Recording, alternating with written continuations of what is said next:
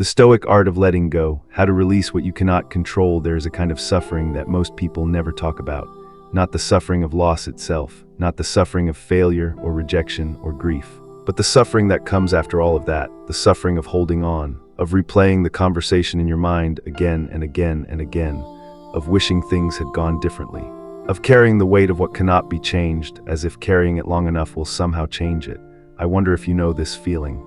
The relationship that ended but still lives in your thoughts at 2 a.m.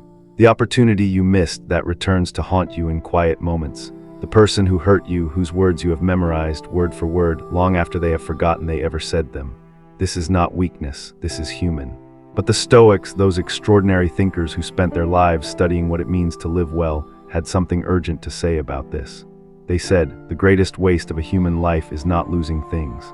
It is refusing to release them. Welcome back. This is day 12 of our Stoic journey together, and today we explore one of the most quietly powerful practices in all of Stoic philosophy, the art of letting go. Take a slow breath. Settle in and let's begin. The illusion of control. Let me begin with the teaching that sits at the very foundation of Stoic philosophy. It is simple, so simple that when you first hear it, you may think, I already know this, but knowing it and truly living it are two entirely different things. The Stoics divided all of human experience into 2 categories, things within our control and things outside our control. Epictetus, the former slave who became one of history's greatest philosophers, opens his most famous work, the Enchiridion, with these words. Some things are in our control and others not. Things in our control are opinion, pursuit, desire, aversion, and in a word, whatever are our own actions. Things not in our control are body, reputation, command, and in one word, whatever are not our own actions. Read that carefully. Your opinions, yours. Your desires, yours. Your choices, your responses, your efforts, yours. But your reputation, not fully yours. Other people's actions, not yours. The past, absolutely not yours, not anymore.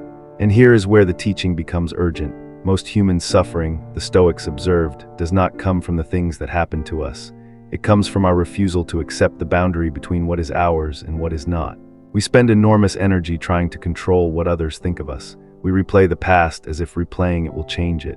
We resist the present moment as if our resistance will reshape it, and in doing so, we exhaust ourselves.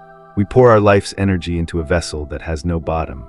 Marcus Aurelius, who as Roman emperor had more control over the world than almost any human being in history, still wrote this in his private journal.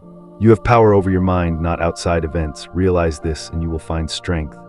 He wasn't writing this as a reminder for others, he was writing it for himself. Because even the most powerful man in the world, had to remind himself daily where his power truly ended. That is the first teaching. You are not suffering because you lost control.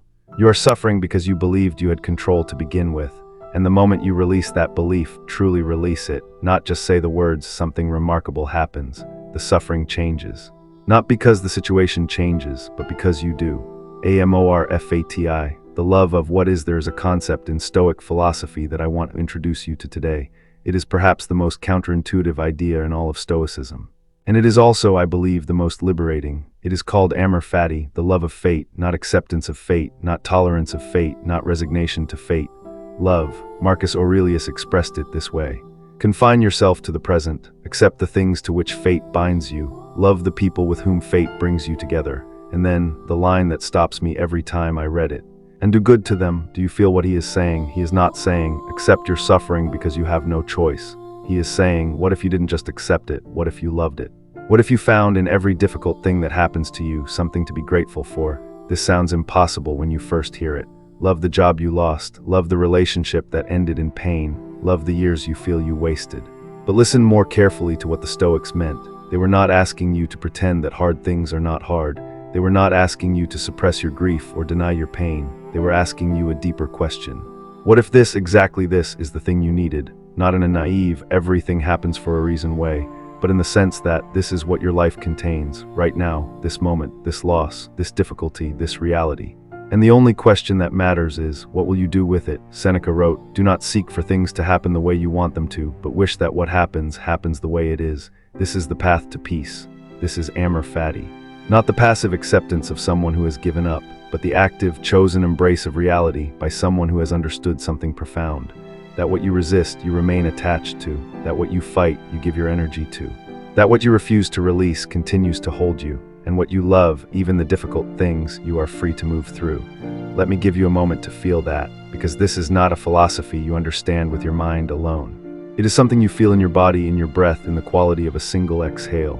This is what my life contains, and I choose to meet it fully, without resistance, without bitterness, with everything I have. That is the practice of amor fati. And it begins with a single breath, in a single moment, when you finally stop fighting what is. 3 things the Stoics taught us to release. Now I want to get specific. Because let go is advice that everyone gives and almost no one explains.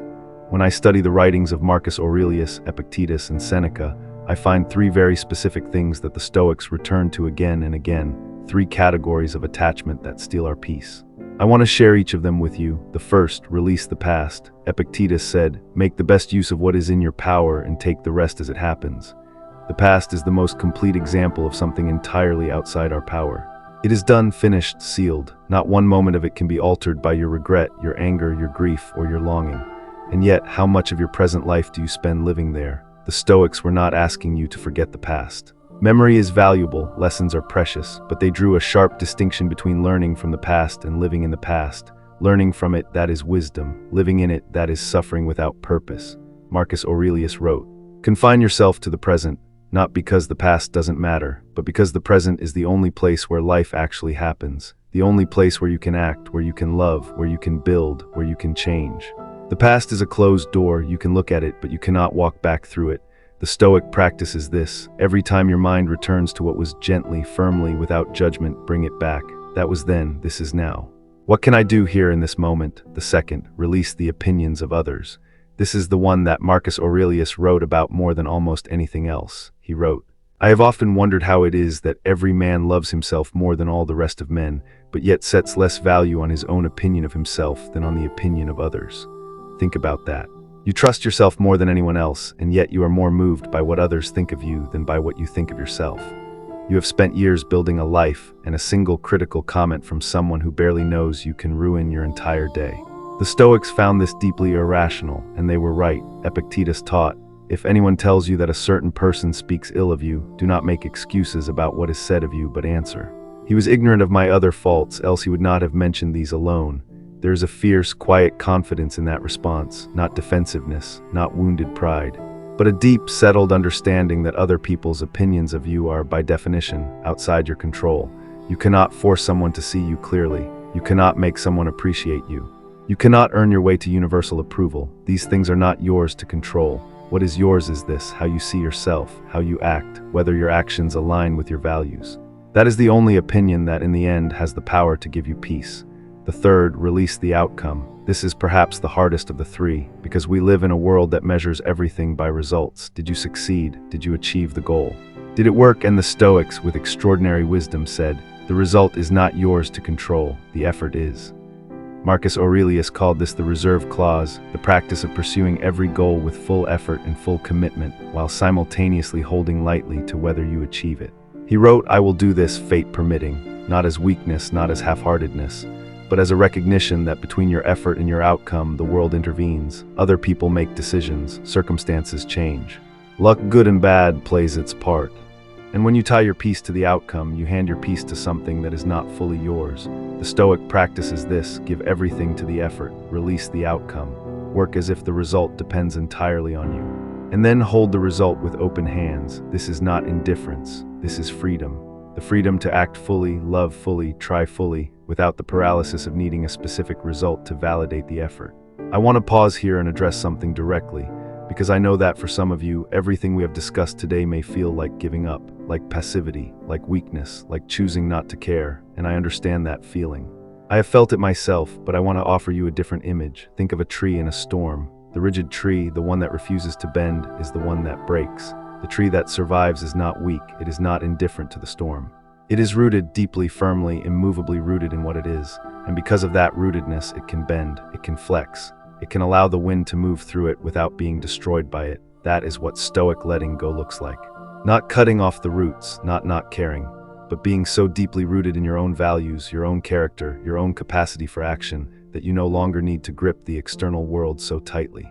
You are secure enough to release. Epictetus understood this deeply. He had been enslaved. He had no control over his body, his location, his freedom, and yet he was free.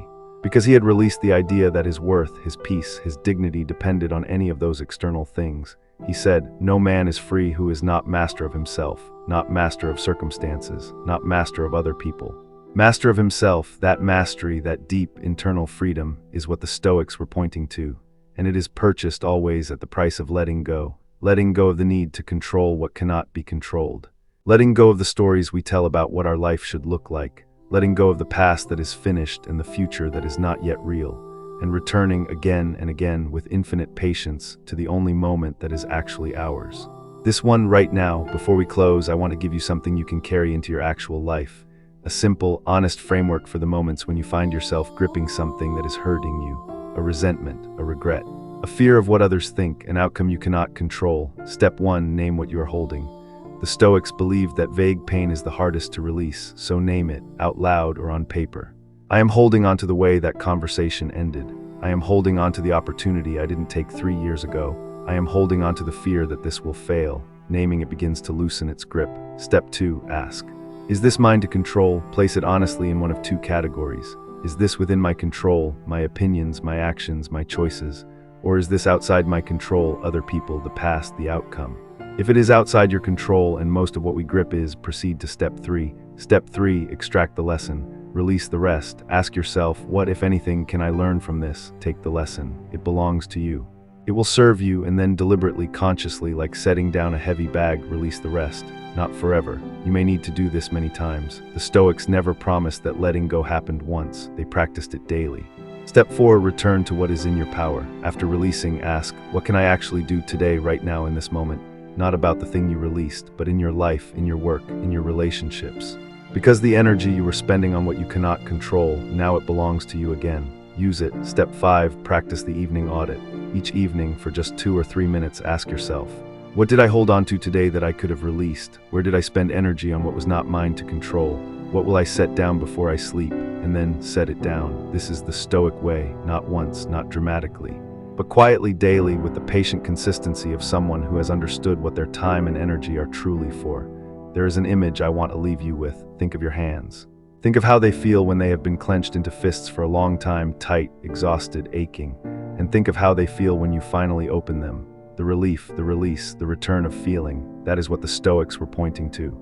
Not empty hands, not hands that hold nothing, but open hands. Hands that can receive what is coming because they have released what is gone. Hands that can act in the present because they are no longer gripping the past. Hands that are free to give because they are not clenched around what cannot be kept. Seneca wrote in one of his most beautiful letters, Omnia aliena sunt, tempus tantum nostrum est. Everything is foreign to us. Time alone is ours. Your time, this moment, this breath, this day is yours, not the approval of others, not the outcome you are hoping for, not the version of the past you wish had been different. This moment, this breath, this day, open your hands. Release what is not yours to carry, and use what remains, your choices, your effort, your character, with everything you have. Thank you for being here today. If this video reached something in you, something you needed to hear, share it with someone who might need it too. And I will see you on day 13. Until then, be still, be intentional, and be well.